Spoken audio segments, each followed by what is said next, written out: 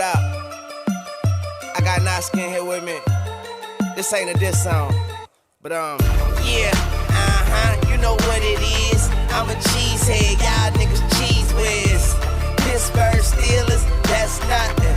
That Super Bowl ring, that's nothing. Pull up in your town when you. We're gonna monitor the next 48 hours.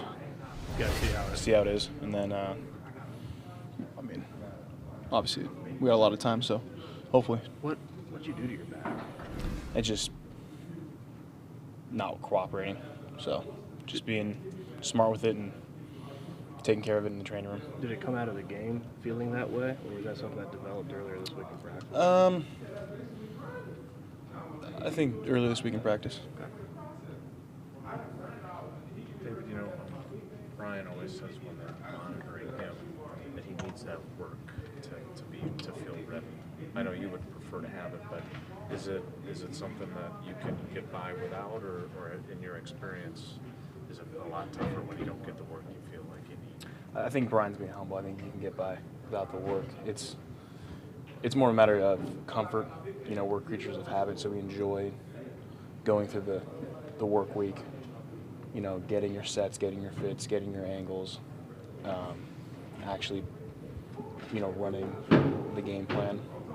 But at this level of our careers, I don't think it would hinder it that much.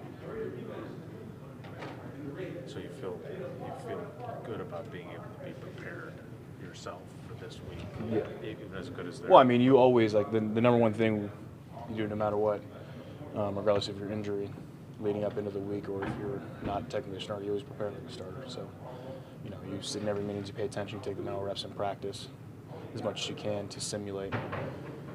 For the instance that you do go out there, you do know what to expect and how to adjust, not only physically what you need to do, but the call, the adjustment of the call based off of what the defense presents you.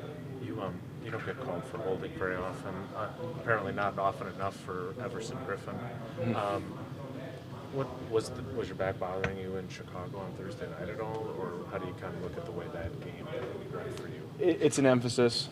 I've always been a guy that's never going to yell at a ref. I'll let him call. He wants to call. As an offensive lineman, I always think that they're always overemphasizing it anyways. Obviously, you look back at it, you can definitely see certain plays like, I'd be honest, I've admitted, yeah, that's a hold. Right. For sure. But even when it's not, what am I going to do? Yell at him? Now he's not going to like me, so then he's going to have more of a chance to throw it?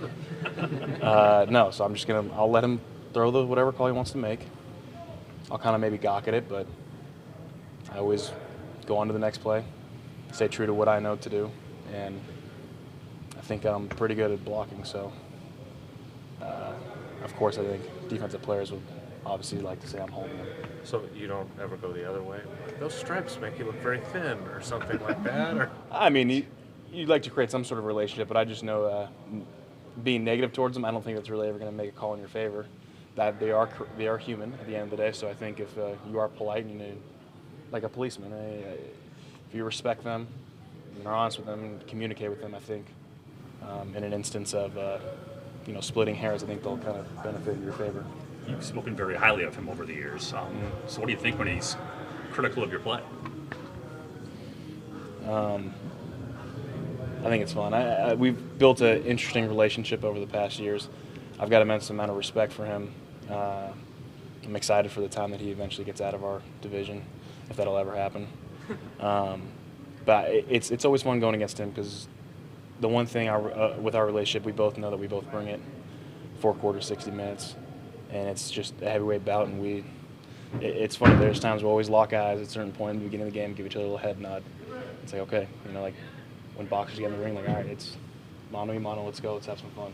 So speaking of him, he went through his rough patch personally. It seemed like he had a very good game on Sunday. Does he look like the Everson Griffen who you've not only loved, but known and gone against a lot over the years, kind of back to that level? Nah, he looks stiff, slow. Can't get it. Nah, Everson's Everson. He always brings a lot of energy. He's extremely explosive and plays his game with power and being explosive and ability to do it all. He's one of those rushers that I look back on that I'm definitely going to remember as being a on the elite side. And with that, you always got to respect their game. So you're not, so you're not saying he has a tendency to jump off sides or anything? I don't know. I mean, has he? Yeah, absolutely. But he's trying to get a good get off. I respect it. I'm trying to get a good get off too. What's your next 48, 47 hours like as you try to avoid any setbacks with your back? What will you be going through these next 47 hours to avoid that? I'll be in the training room talking to them. Obviously, working with Flea, Nate, Andrew to do whatever I need to do that's necessary to open up my back, keep it from regressing to where it was, and we do that. I think I can have a good chance to play. I know every team has capable edge rushers, but how good of a measuring stick for you and Brian is Bears, Vikings, Broncos to open the season? We kind of, I think, talked about it earlier this week. I was like, this kind of sucks. I would like to kind of have a little warm-up, get into the season. Not discrediting any other pass rushers in the league, but let's call a spade. Not everyone's as good as the other person. We got 32 teams, or 31, excluding us. It's definitely a gauntlet. I think the last time I faced this amount of quality rushers early in the year might have been 2013. Coming right out of the gate, but it's exciting. Me and Brian know what we're capable of, and it's fun to always go against quality rushers and able to show what we can do. Dave, what has been the vibe for the offensive line and the offense as a whole for this week? I mean, I know it didn't seem like any of you were happy. You were happy you won, but that was about it from Chicago. What's kind of been the feeling for your group and the group as a whole? Emphasis on the system, emphasis on buying in, emphasis on raising the collective play as a whole. We take pride in our work, and we want to see the execution of our work on Sunday. That's where it's, at the end of the day, it's truly measured. And we didn't meet that last week, and going into this week, that's our plan. I think it starts with the mindset. It starts with the first snap, and it starts with carrying it throughout however many plays we need to do to get through the fourth quarter. Dave, it's hard enough going against elite pass rushers week after week early this season to begin with, but does it complicate that or make it even more difficult when you are learning a new blocking scheme? And you guys had, 2 drives to play with it in the preseason? I think it does take some time just because, we preach in this offense, it takes all 11. The more comfortable we get in where in the run game certain things are going to be, the run should hit, whether it's inside zone, outside zone, gap scheme, wide outside, doesn't really matter. Just that familiarity is definitely big from practice into the games, and then same thing in protection. We have a lot of different protections that are happening. So getting more comfortable in the game-like scenarios and executing that, I think, is something that I think we'll get a little more comfortable with, accustomed to, and grow from as the weeks pile on each other.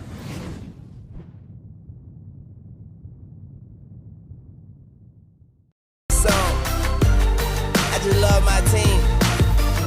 Yeah, that's the team with them big G's on the helmet.